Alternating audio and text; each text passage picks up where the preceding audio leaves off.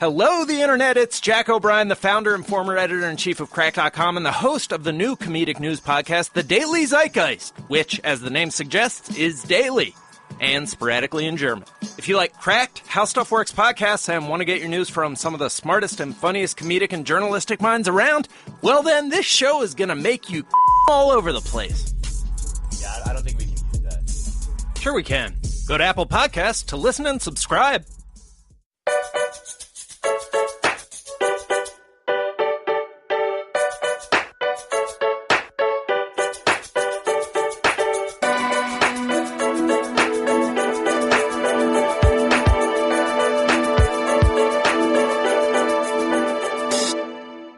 All right, welcome into the Tuesday edition of the Hoop Collective alongside Baxter Holmes and Nick Friedel. I'm George Sedano. We got a lot of stuff to get into. That's why Friedel is here, because he's covered a bunch of these teams recently, like the Bucks trade with Phoenix. We'll get into that. Mirotic and Portis' fight. Whoa. Can we just get to this LeBron Instagram thing right off the top? Oh, this is Andrew Hahn. Yes. I'm here too. Thanks for introducing me, George. Yes. Sorry, Andrew the Hahn. I was going to save the best for last, but whatever. So anyhow, yeah, I kind of caught a glimpse of this. Now, the conspiracy theories that are out on the internet are that LeBron was watching Kyrie, and within a minute or two or whatever it was, that's what he tweeted, right? Or put on Instagram. And listen, I buy it, okay? I know this about LeBron, okay? I don't claim to know LeBron, but I know this about him. He watches and knows everything. He hears everything. He sees everything. He knows everything. He knows what everyone else is doing. He knows what their numbers are. He knows how they perform in situations. So my guess is LeBron had an off night, right? And he's sitting there. They had an off night, right? Last night. Am I wrong? Am I right? No, I believe that's right. Yeah, I think so. Yeah. And he's watching League Pass, and he's watching that team because that's the team that they're being measured against. And, yeah, he wasn't happy about it.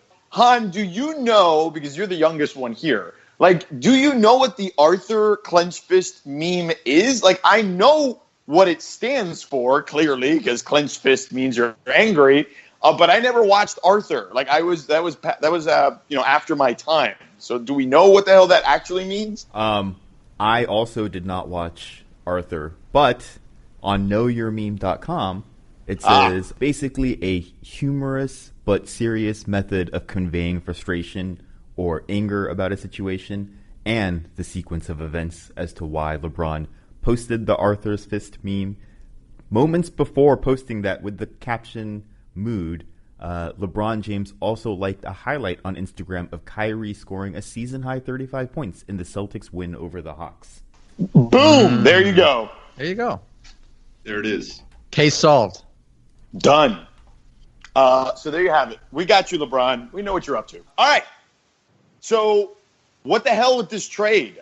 Love this. I mean, look, I love it for Milwaukee. I get Phoenix gets a first-round pick out of it. It's going to be a low first-round pick, but whatever. It's better than nothing. Oh, just to fill everyone in, though, Eric Bledsoe to the Bucks for Greg Monroe and a first-round pick. Sorry, please continue. Right. No, a highly protected first-round pick, and I think of a second pick that's also a second-round pick that's also highly protected, or something like that. Guys, I like this move for the Bucks, and I applaud them for trying something. But at the same time, having watched this team already 4 or 5 times this season, the argument for me would be I just don't think they're that good outside of Giannis. And I guess we're going to find out just how good Bledsoe is, because when you take Giannis off the floor, they're not really sure what they want to do. And even when Giannis is on the floor, it's like they're always deferring to him to figure out what he can make happen. So can Bledsoe be that much of an offensive force to take a huge amount of pressure off Giannis and the rest of the group? We're going to find out. But for a team that's not going to be that desirable free agent location, probably forever, as far as I'm concerned, I just think that they had to do something, and this is what happened. How do they feel about Thon? Because now that Monroe is gone, I guess his maker's going to get more minutes. I mean, that makes the most sense for me, right? Like, I feel like they think he's going to be a star, right? I think they're high on him. But, George, again, I'm talking about right now, in the here and now. Does he have plenty of talent? Sure. But is he going to be able to put that all together to be another guy to take a huge amount of pressure off Giannis? There's nothing I've seen yet that leads me to believe that that's going to happen. But, again, he's a young player. He's got time to fill it out. Chris Middleton has had games where he's gone off for 40-plus, and then he has games where he totally disappears. Same goes for Tony Snell. Some nights he can hit a few jumpers, and some nights he's a non-factor completely. So this is a team that needs to find more offensive balance. I know that's what they're hoping for with Bledsoe. I just don't know if he can be that guy every night who can help both push the offense when needed and to be the protector offensively for Giannis if and when he has a rare off night. He averaged 27 years old, averaged career high in points, assists, and rebounds this past year. Did Bledsoe. I agree with Nick on a lot of these points. You know, it needs to be bared out to see how this is all going to look and work. One thing I saw floated this morning, which I thought was interesting. What do you and Nick covering the East? I'm interested in your take on this. Jahlil Okafor. Do you think that given where the Bucks are at now, do you think he's worth pursuing? No, I am not a fan of Okafor's. Bags. I think he's a guy who's in the wrong era. I mean, this is a league that wants no part of the back to the basket. Let me make my post move and hope I can knock down a 5-footer. I think that Okafor really would be better served playing 20 years ago for a team that wants to get up and down the floor. I don't see it. I don't see it in Milwaukee. I know a lot of people in Chicago think there's going to be a homecoming with the Bulls. I don't see how he fits there. I don't see how he fits anywhere right now in this league, on top of the fact that he hasn't shown that real desire to play defense on a night-in, night-out basis at a real high level. So, I just want to point out ESPN reporter Nick Friedel, his advice to Jahlil Okafor is to find a time machine and go back 20 years to play basketball. Yes. Like, that's his advice. And to find obviously since he can't do that, to find a new line of work, which not necessarily going to be the easiest thing for him at this point. I mean, he'd go back to Duke, I guess, right, and figure that out if he had to. But or if not, some Duke alum can help him. But I'm with you. Like, this is a guy. Forget about just the defense. He's that big and he doesn't rebound the ball that well. Right. Like, he's basically like a modern day Eddie Curry. And I know people will laugh at that, but that's what Eddie Curry was when Eddie Curry was playing at his prime, whatever that was for those 2 or 3 years, 4 years. He was a 17, 18-point guy with like 7 rebounds, you know what I mean, and didn't play a ton of defense. And that's really what Okafor can be if you give him touches, but you're not winning that way. Ooh, harsh. That's harsh. It's true, though. Yeah. No, it's hard to. I mean, he's still so young, and like the idea that like, it's basically over. This guy needs to find a time machine or a new way to make money because the NBA is not going to be it. I'm going to go in the other direction, just if only to be a contrarian. I think that if they could get him for nothing, I mean, it's a situation where I don't think the Sixers have a ton of leverage because he wants out. It's a situation where both parties obviously want to find an end to that situation. I think that if you're the Bucks, you have nothing to lose, and in bringing him in, I don't see him as like such a cancerous guy that he could really sabotage what they have anyway. And if it doesn't work out, I think it's fine. But I think it'd be interesting, and it's a low risk, high reward type of situation. Yeah, I don't think he's cancerous. Like, I don't think he's a guy that like is an issue in the locker room. I don't think he's going to create a disruption. As far as the chemistry and guys in the locker room are concerned, I just think that his game is antiquated, right? And I think that's what you're saying, Nick. Yeah, absolutely. I mean, this is a guy who came out of college who was supposed to be that 20 and 10 presence.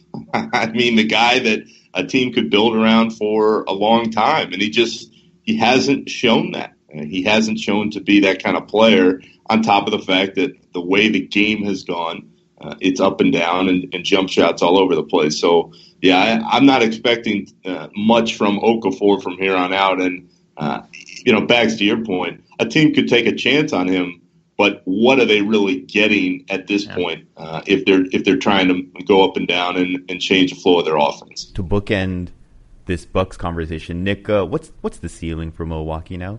Would you say they're Eastern Conference finalist potential? Maybe a finalist potential? Is that what you suggest? Did I hear that right? Leading. Goodness. Right.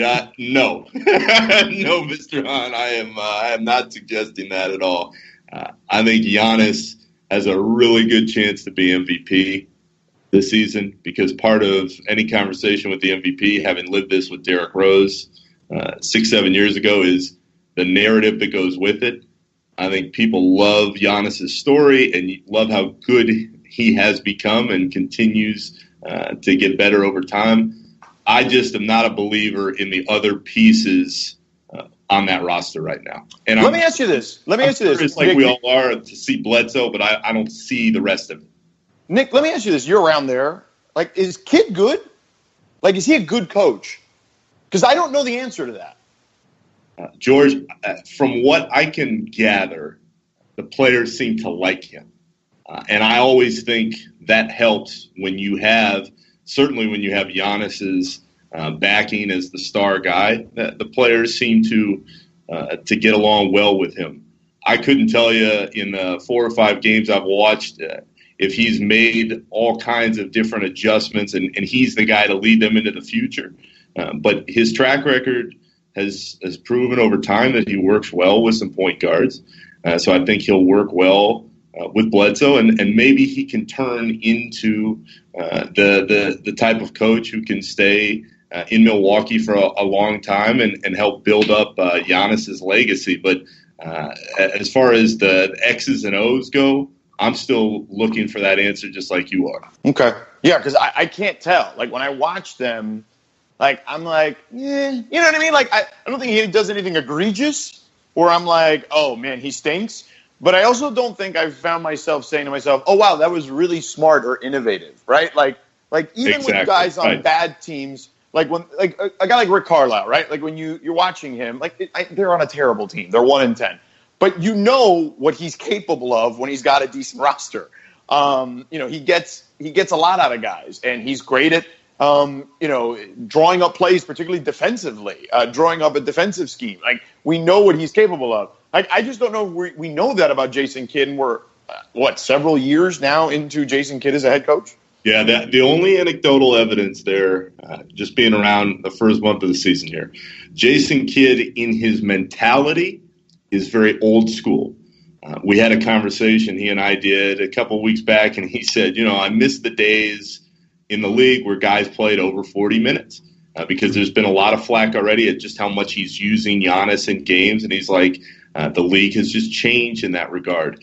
He gets several questions about pace in reference to Golden State and teams running up and down the floor. And he's like, pace doesn't mean that you're playing well. Lots of guys take lots of bad shots. So I think there's a part of Kidd that would be more comfortable in the Jahlil Okafor era, where you're throwing the ball down to a guy in the blocks and you're making something happen. So I'm curious to see, now that Bledsoe has arrived, are they going to try to run even more with he and Giannis going up and down the floor? We'll see. But as far as where he's coming from as a coach and where he came from as a future Hall of Fame player, he's definitely more of the mindset of the old school, I'm going to use my best guys a lot and see what happens, more than I'm going to play 10 or 12 guys and give them each a run here and there.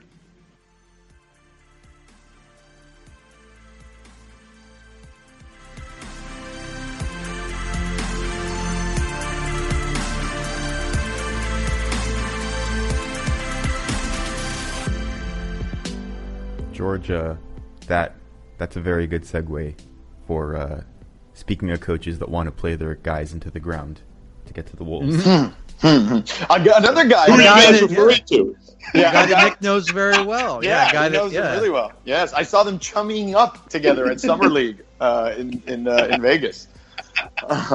Nick also It's has on the- one of the best Tibbs impersonations of anybody. Next to a around hot the dog league. stand, I believe, somewhere in at the Thomaston Mack Center.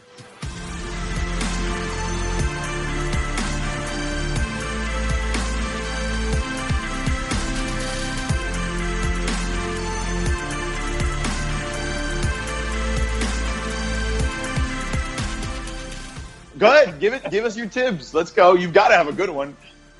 Oh, yeah. Oh, well, he was in such a good mood, guys, the other night. They beat Oklahoma City a couple weeks ago. Jimmy had like 13 in the fourth. And Tibbs rarely smiles, but every time I manage to make it to Minneapolis or wherever they are, he starts doing his and then he starts doing his little shake, and he looks at me, and then he looks at the Timberwolves PR guys, and he goes, "Is there any way you guys can revoke this guy's credential?" Yeah. And he waits for the pause, and then he starts doing his So I think he was in a good mood once Jimmy came back and they beat the Thunder, and he's even in a better mood now because they keep winning all these games. 5 in a row. 5 in a row. But this team is not playing defense the way he wants. Right. And having listened to Tibbs for so many years in Chicago, this is a guy who always stresses that you build your habits over the course of the season. And you've got to build good habits. And Minnesota's winning games right now. But I feel like a lot of it is smoke and mirrors, because if you're playing defense poorly and not the way he wants them to now, what happens once you start seeing even better teams and all the minutes start piling up? I mean, that's got to be a concern. So for as good as that group has got to feel at the moment, I think it's a little bit of fool's gold unless they can get this defense in working order here in the next few weeks. It's funny you say that, but I when you say that, I hear everyone that's ever coached under Pat Riley, who now was or is a coach, when I hear those words about like practice and building habits. And so I hear Riley, I hear Van Gundy's, I hear Spoelstra, I hear Tibbs. It's like they all say the same crap. It's all in the playbook, George. It is amazing, right? And really the only one, it's funny, right? Like if you go to Jeff and Pat and Tibbs, particularly, like those guys all kind of ran their guys into the ground. I mean, Pat Riley famously coined, you play 8 and trust 7, right? Like that's kind of like the way he did business. And whereas Stan and Eric are more, they're more progressive, I think, in a lot of ways. More so than at least the other 3 guys. But yeah, it's funny when you say that. Like that's immediately what comes to my mind. Like I hear all those guys saying those same words in different settings. Well, he wants improved defense. He's going to have a tough task. I've seen it on Wednesday night. That's when the Timberwolves open up a 3-game road trip out west, starting at Golden State, televised on ESPN. So I'm sure Tibbs will have a lot of fun trying to slow down all of that. But I think does it feel fair to say that at least the team with Butler and all the guys kind of fitting in and how they're playing, at least offensively, is looking like what we might have hoped or expected when Butler was added and everything in the offseason? No doubt. They brought Jimmy in. Tibbs brought Jimmy in to be that closer down the stretch, guys. And that's why Tibbs and the Wolves have been feeling so good about themselves lately, is because Jimmy, in the last handful of these games, he's been the guy who's shut everything down. I mean, and he loves that. He loves the stage. This is what he enjoyed most about being in Chicago, on top of being the face of this team, of that Bulls team last year. He wanted the responsibility of being the guy who got the ball late and delivered. And so right now, there's no doubt. Offensively, they look really good. There's some balance, and they still have Towns, and they have Wiggins, and you got Jeff Teague. You have these pieces, Jamal Crawford, who have proven over time that they can score. The issue is the defense, and I'm sure as hell didn't think I'd be sitting here a year and a half into Tibbs' tenure in Minneapolis saying, yeah, I can't believe this team isn't playing defense really well, but it's the truth. I mean, I think he thought, Tibbs did, when you get Taj and Jimmy in to what they already have with Towns, that is a really, really solid defensive base, and it just hasn't shown up yet.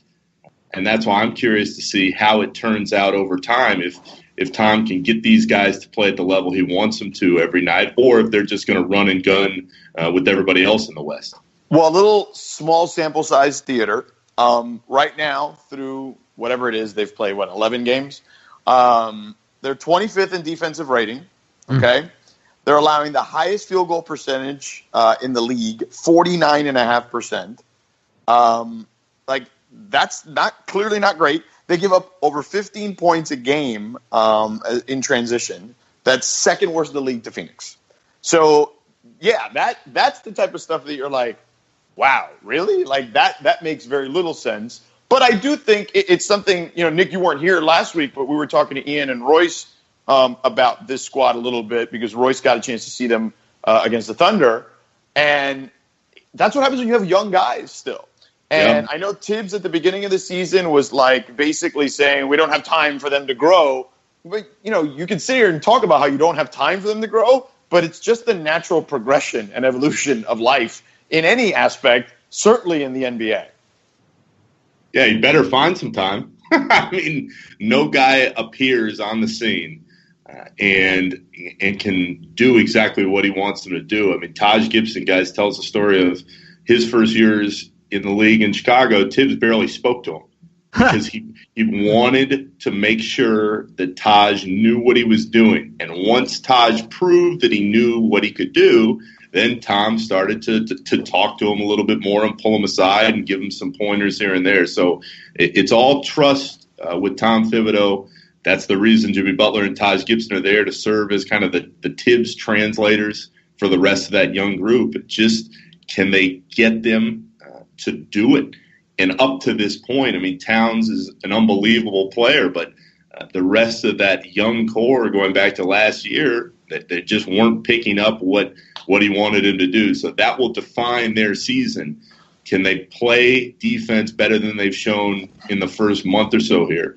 And I believe that they can. It's just going to take some more time that Tibbs doesn't always like to offer his team sometimes to do the growth you're talking about, George. Well, and the stuff at the rim, like, they're really bad at protecting the rim, which is crazy. Like, that's the stuff that drives any coach crazy because it's just easy baskets.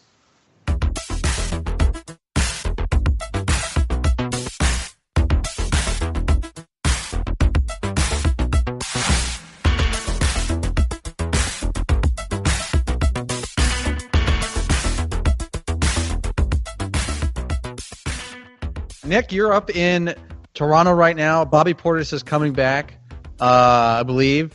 I don't know. What is the mood there around his returning? Is it sustainable for him and Mirotic to be on the same roster? What do they do? And also, how detailed can you get us into the fight and exactly what happened? Yeah, Nick. Okay. Do you have a Teddy Atlas impression? Can you give us like a round by round? I wish I had a mic that I could just start screaming into like Teddy does, but I don't have an impersonation, guys. But let me start by saying this: Bobby comes back tonight. The Bulls play the Raptors. I'd be really, really surprised if Portis and Mirotic ever share the floor to get together again as members of the Bulls.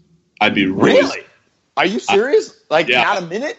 Yeah, I think that unless something drastic changes, and up to this point, I mean, guys, the Bulls have been juggling the practice schedules so that Nico can get some work and rehab work in at the facility, and he doesn't have to be around anybody. Particularly Portis. So it is it's really bad as far as how those two are ever going to coexist again. So with that in mind, back to your point about the fight, the way it's been explained to me is during the practice, and this goes back 3-4 weeks now, during that practice, these two guys had been getting into it throughout. And there was a lot that was made that Bobby and Nico really didn't like each other, and that's been built up over time. I mean, my take on it is going on for 3 years now in practice, these are two underachieving young players who have been going after the same minutes. So I think that's been built up, and over the course of this particular practice, I think Bobby and Nico were just going back and forth, and Nico's one of those guys who likes to tap players and just kind of mess with them a little bit. So they can tell it's getting more physical. At one point, Randy Brown, one of the Bulls' assistant coaches, he tries to step in and cool them off. And I think a couple different people say, hey, relax, like, let's get through this. And so they kind of broke it up, and then it started up again. And as they're going up and down the floor, the way it's been explained to me is that Nico went to turn as if he were going to do something, but he didn't swing. He just kind of turned like, hey, what's up? And Bobby just was like, you know what? I'm not messing around here anymore, and just clocked him. And it's been very telling, guys, in the aftermath of all this. While everybody, John Paxson, the Bulls executive VP, Fred Hoiberg, the players, they've all said that you can't cross that line and pop somebody like that and knock them out. But they've also all stood behind Bobby and said that there was fault on both sides, as if Mirotic may have instigated it a little bit more and Bobby finished it. Some other notes here, though. The punch that Portis laid on him, it knocked Nico out for a couple minutes. I mean, he was down on the ground, and I think everybody in the practice facility was kind of shocked at what just occurred in front of him. So not only was he knocked out, then he gets a concussion once his head bounces off the floor. He's got the 2 facial fractures that still are healing. So, I mean, he is weeks away from seeing the floor anyway. So that's why the Bulls have a little time here to figure out exactly what the next move is, because Mirotic isn't anywhere close to be able to play. But this is an issue for a team that only wanted to focus on a young rebuilding group that went out and played hard every night. And all Hoiberg talked about in training camp was how unified the group was and how hard they worked. And then with one punch, that narrative just flew by the wayside and it's gone. Have the players taken any sides in this? Sometimes you'll see, like, if there's some kind of spat or divide, like guys will all be, for one player or the other one. Is there any kind of divide like that in the locker room, or is it just everyone just doesn't necessarily feel tied to either guy? Yeah, it's a good question. I think with where the Bulls are at, when you listen to players like Robin Lopez and Justin Holiday, they feel bad for Mirotic.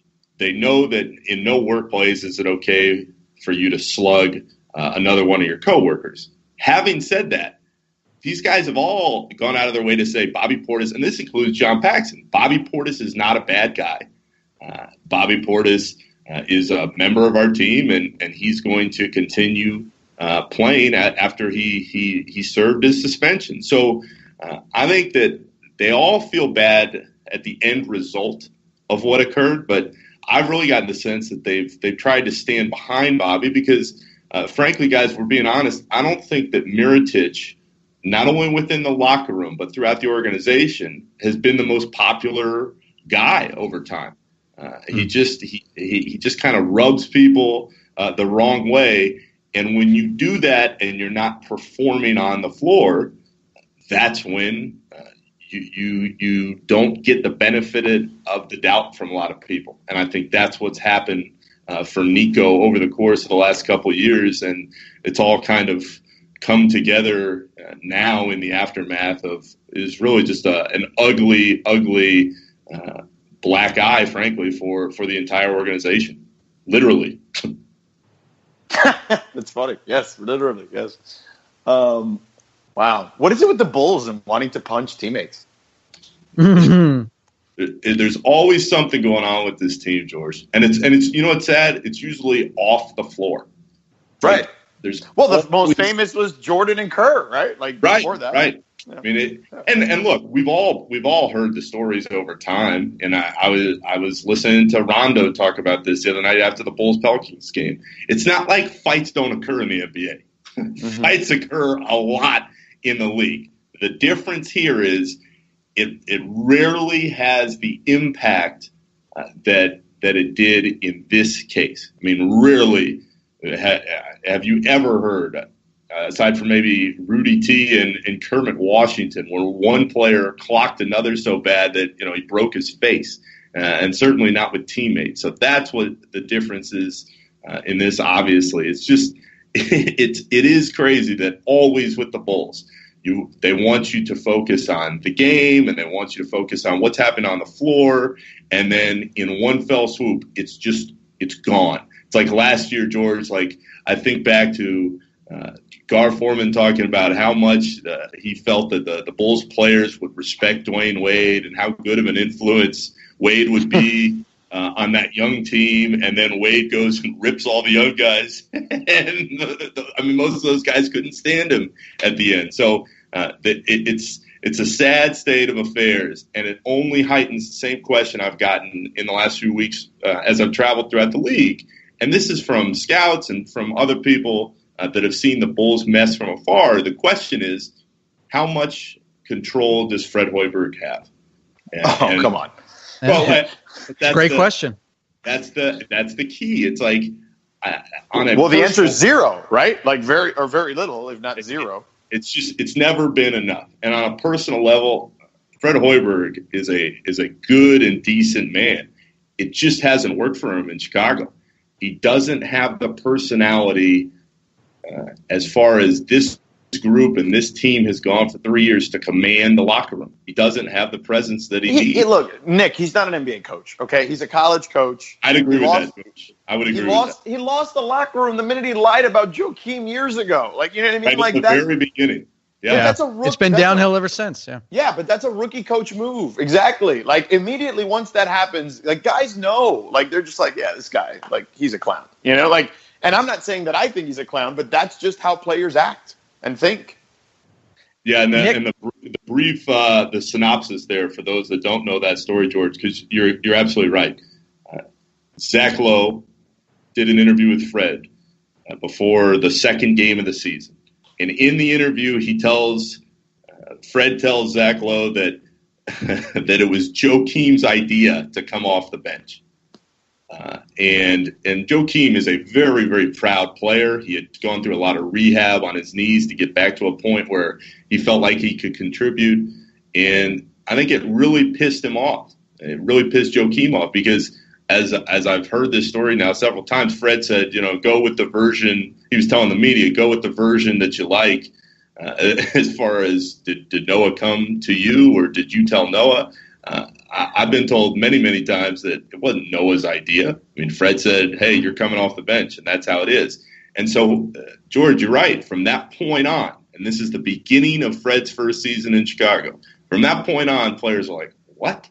And this is a guy who Gar Forman, the Bulls GM, sold as an excellent communicator. And it just has not worked out that way. I mean, his message just has never gotten through in the locker room, and this goes back into Jimmy Butler later on in that first year, telling everybody that Fred had to coach the team harder. So there were a lot of flaws and a lot of reasons why that breakup with Tibbs and the Bulls occurred.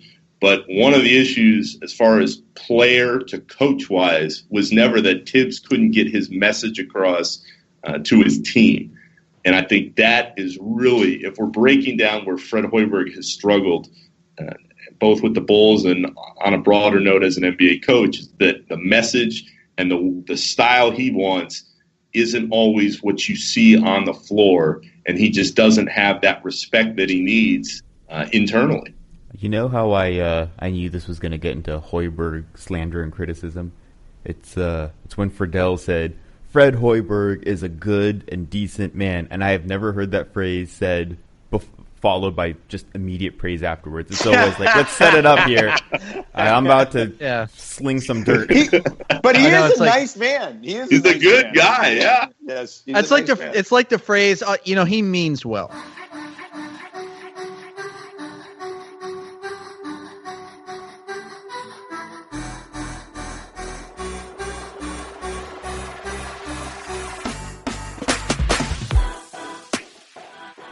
Nick, can you give us Drummond free throws in 60 seconds? Yeah, absolutely.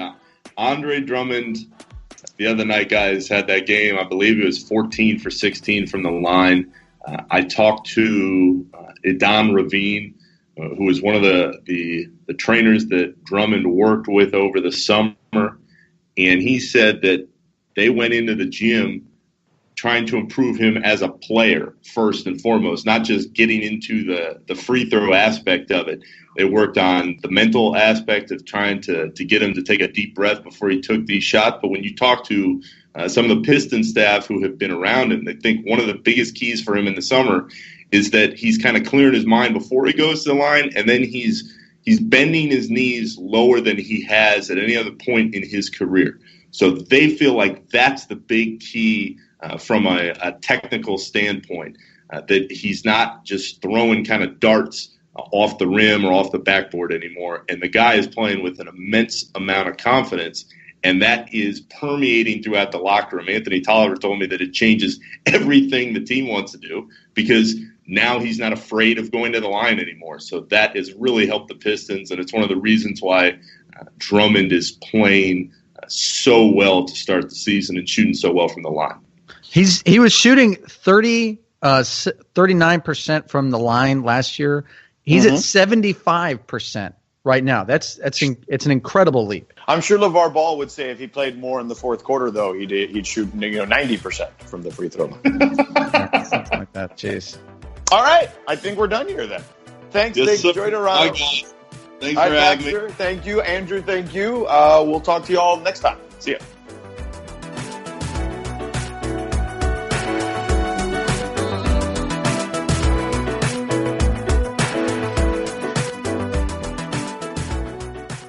Thanks, George. KB and KP starts right now.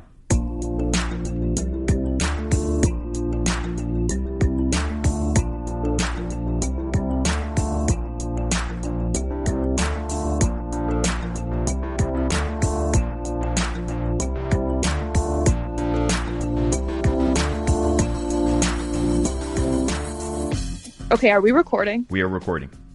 Okay, I want to start this off by saying this hashtag is hilarious because people use it out of this context, obviously, because I guess KBKP is it's not something else, but it's commonly used as other random things.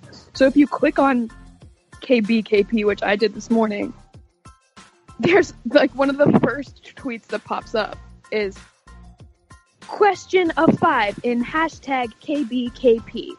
Who is safer in digital India? A cow. B, a girl. Favorite if girl, retweet if cow. Hashtag the pain of Indian Muslims. So that's what KBKP has to offer. Well, Pelton, what's the answer there? Cow or girl? There's no good answer here. I'm going to dispute, though, it's commonly used because the most recent tweet before we came up with this as our hashtag was in November 2016. So it's been almost a calendar year. Okay, let's not rain on my parade here. Happy birthday, KP. Love and miss you tons. Kissy cat face. Hashtag Yig. Hashtag twin. Hashtag KBKP. This is not us. That is not us, no. That is decidedly not us. We do have some real questions using the hashtag. Should we get to them? Yeah, good segue. Thanks for reeling me in. Wes Franson, who is currently going by the username Wussel Westbrook, asked, what's the threshold where we stop calling Tibbs a defensive genius? 2 full years? I like this question. Because I wanted to ask you about this, KP, because to me, it seems like great defense is just getting a team to understand the other spacing, their limitations, etc., and where you need to help. Like, is there a difference between being impetuous and vigorous and a difference between being excited to be there and completely alert and aware? And if so, can you attribute all of that to Tibbs' genius, like the schemes, or is it really just trust and time aided by a belief in Tibbs? So the question is it the genius or is it the belief in Tibbs that allows the time and trust to take place under Tibbs? That's a good question. I mean, first off, I don't think I believe in genius. I don't probably believe it in general, but definitely don't believe it in MVP. You're on the pod with one, but okay. I know. I'm here too.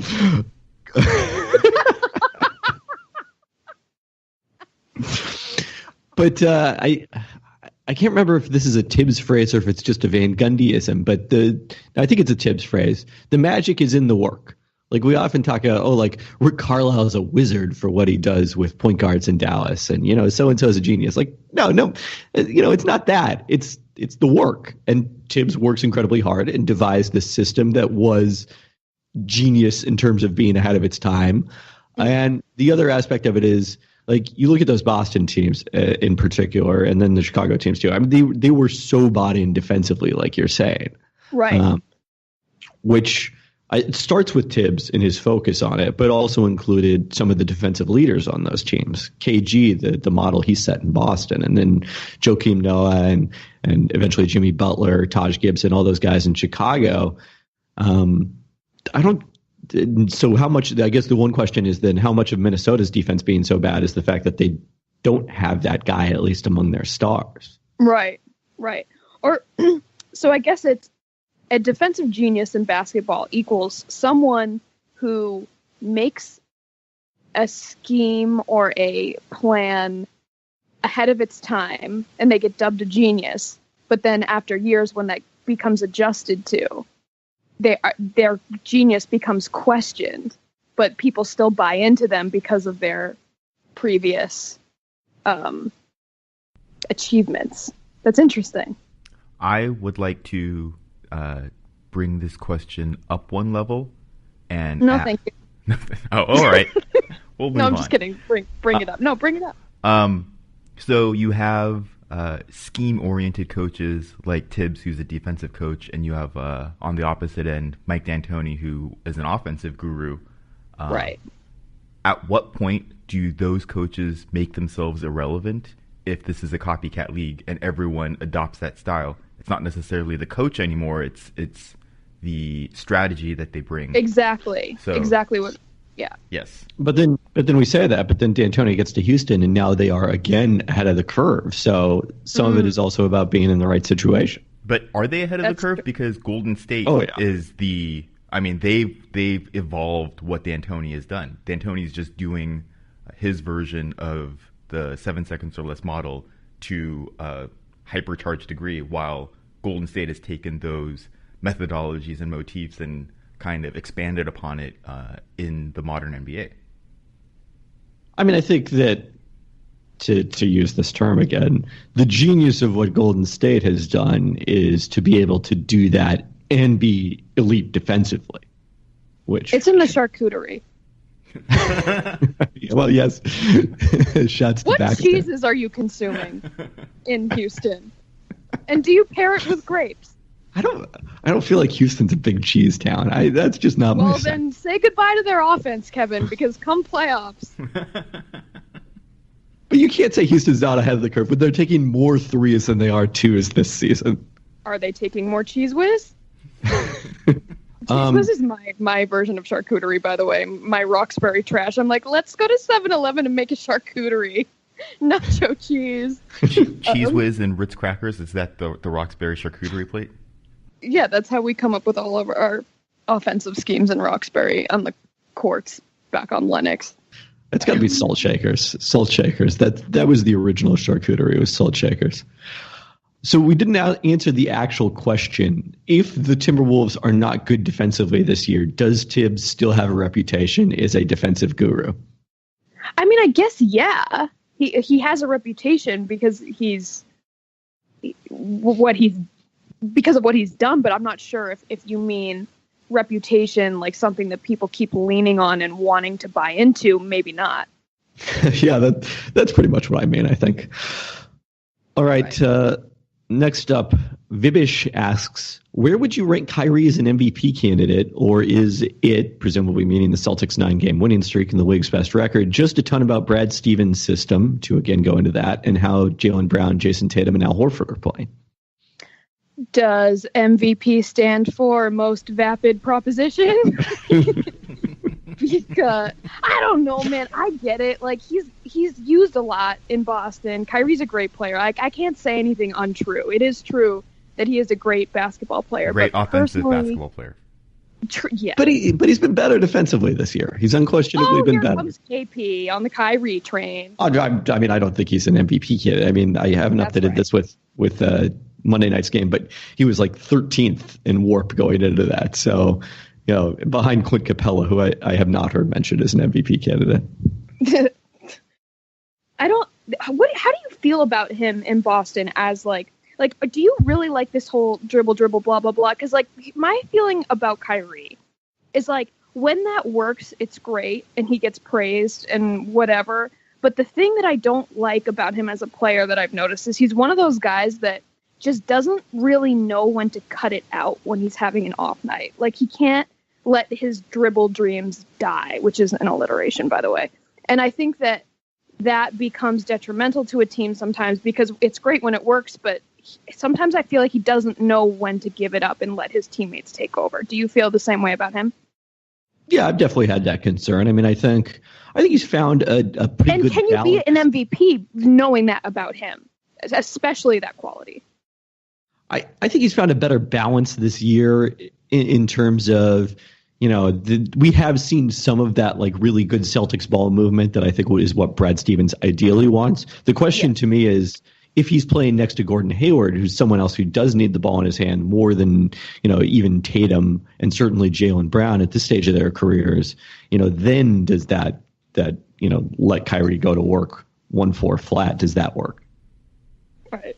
I would like to change this question again. Is this going to be my role? I'm just going to modify every question. Take a question that we ask people to give us and then say, your question sucks, let me do it. Right. So here's my question. We had a small pool of candidates before the season started as to who would be a legitimate MVP candidate. And Conduit. Conduit. 10 games into the season, KP, can we modify that pool, or has that pool shrunk any? Like, is there any more defined candidates than we had 10 games ago? Well, we can probably take out Kawhi Leonard. Hey. Oh. He's missed 10 games already. There's only been one MVP since Walton in 1980 who's missed more than 7 games, which was Iverson missed, I believe, 11 in 2001 when he won it. So, especially with Kyrie not imminently. Yeah, I looked that up yesterday. I had that handy. I was like, God, KP, Jesus Christ, you really are a machine. I was looking for a place to get off that take, and Han provided it. So nice assist. You threw the lob. I dunked it home. Beyond that, though, I think the field is still as large as ever, and I'm starting to feel better about Steph's candidacy. Anyone else with me on that one? I mean, you can't really argue with it being a possibility. I'm not here to try and make the argument against that. Right. All right. Wow, fun. Lots of thoughts. I'm sorry. Was I supposed to chime in? I just thought I was supposed to ask questions. I'm squarely. My preseason pick was Giannis or Blake Griffin, and that's what I'll stick with.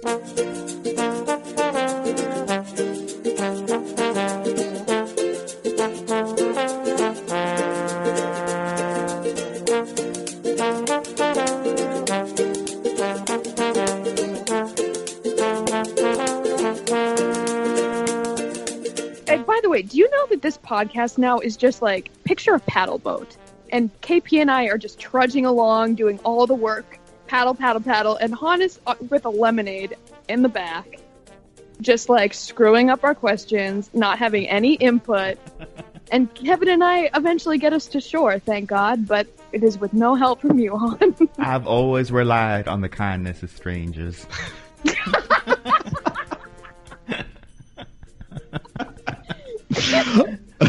I prefer to think of it as we're rowing like a 2-person skull, and then Han is the coach on the side of the river who's like riding the bike along with it. Oh, he wouldn't do the bike work. Well, okay, yeah, he's being driven in a car alongside yelling with his megaphone. No. He's being driven in a golf cart by a chauffeur. Okay, there we go. That's good. I have a question. These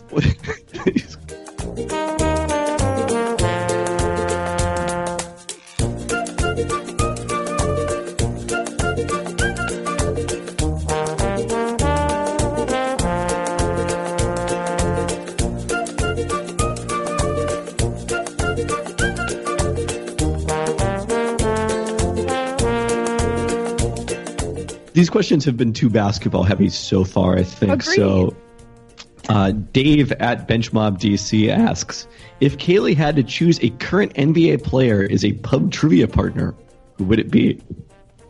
Okay, so obviously the joke answer is Kyrie for the laugh because, like, I know that this Kyrie thing is getting a little played out, but just imagine him at trivia night introducing into answers such elegant tidbits as 2 + 2 = a bazillion and the 15th president of the United States was Rick James. Like, that's amazing. I would like that person sitting with me on trivia night. Also, it makes my star shine a little bit brighter. But if I were to actually pick, I think I would probably go with Duncan or Rondo. I think Rondo's really smart. Or maybe even Kobe. Wait, Duncan and Kobe are not current players. Oh, he said current. It did say current, yes. Oh, never mind. Current. Who else? I mean, while Kaylee's coming up with this, I actually think Kyrie might not be a bad choice just because the one area where Kaylee is deficient is pop culture references. So I would imagine that the complementary trivia partner would be someone that knows a lot about pop culture. Good point. That's true. That's true. Also, I think he's really into movies. I think I read that somewhere. So there you go. Kyrie, if you want to make money. The joke answer and the real answer. Yeah. Wow, really brought it full circle. Wow. So speaking, who would you pick, KP? I don't know. I don't feel like I have a good answer for this, but I would probably take Nick Collison just because I feel like he'd be good on. Here it is. He would be a good pop culture, and I just enjoy hanging out with Nick Collison. Not that I'm actively hanging out with Nick Collison, but like, you know, in knowing him in the locker room is having covered him. So got it. All right. Speaking of Rondo, friend of the pod, Pikachulio, Eden asks, how would you fix the Pelicans backcourt? Will Drew be better off the ball with the return of Rondo? Ew.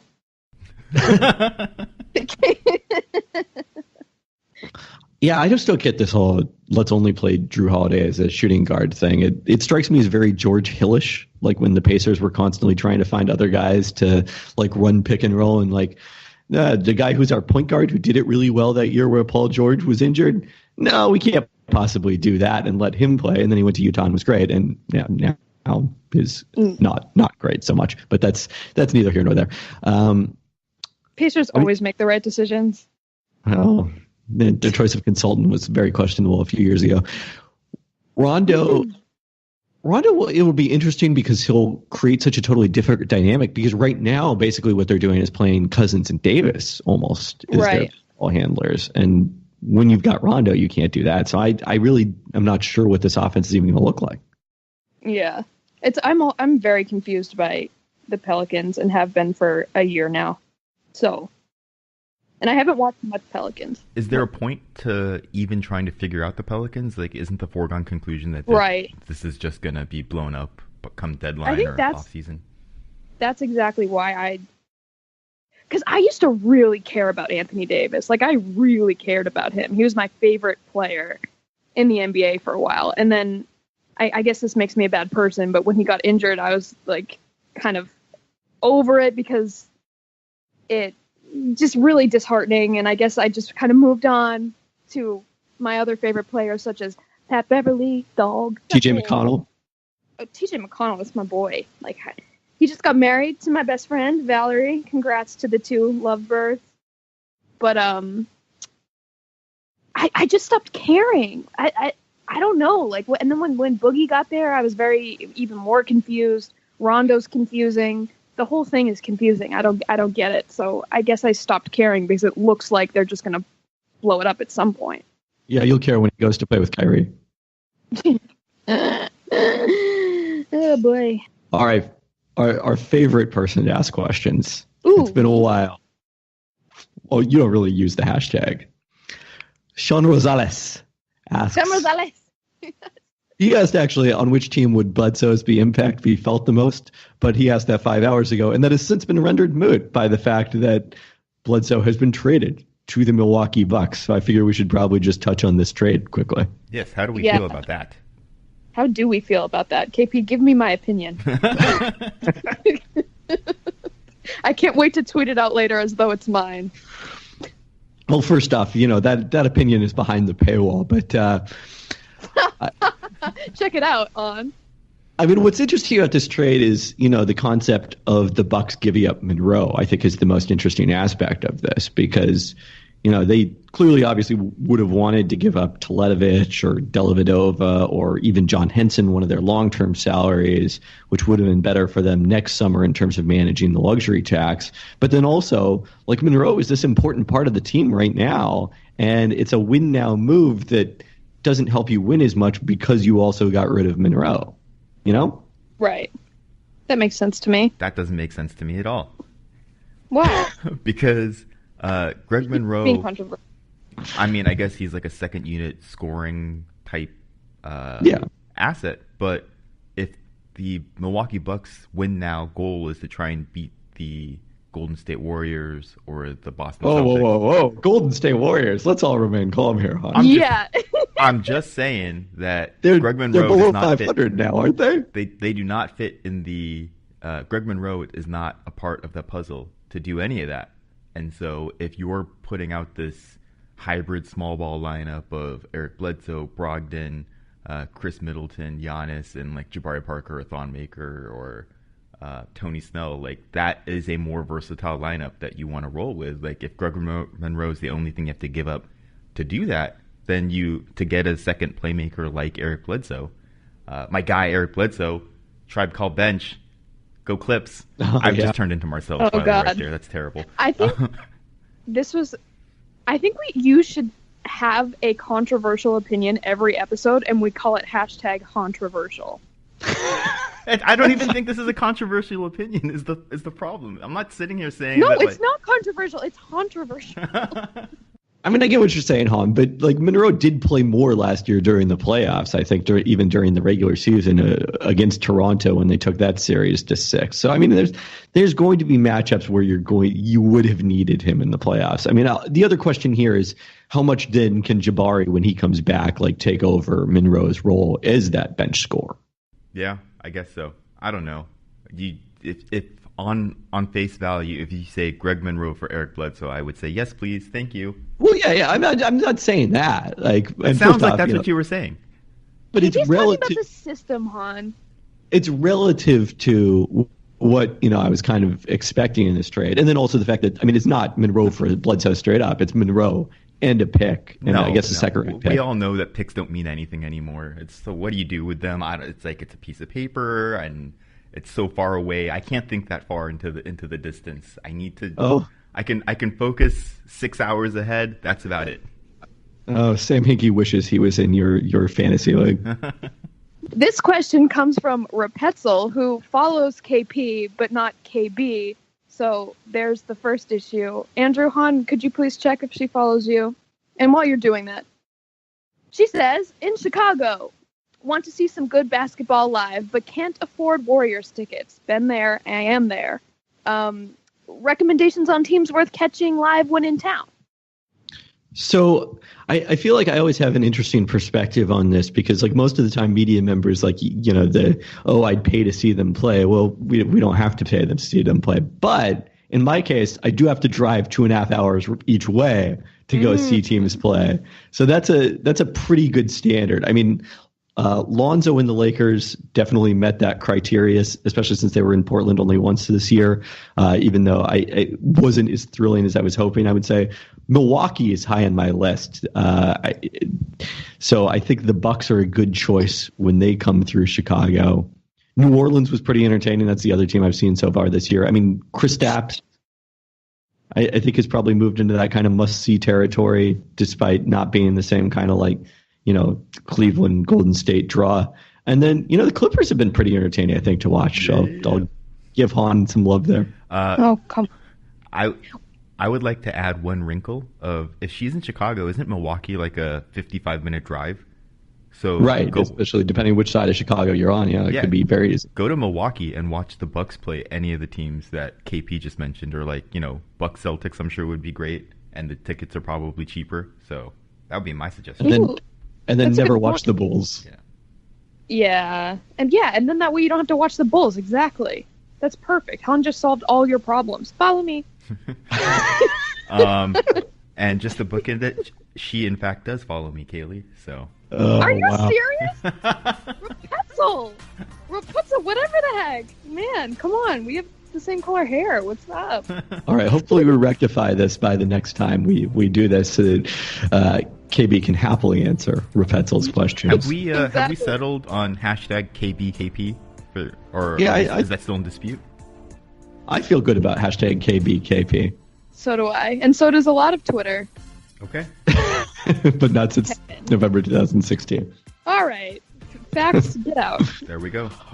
All right, keep sending those questions. I love that ending.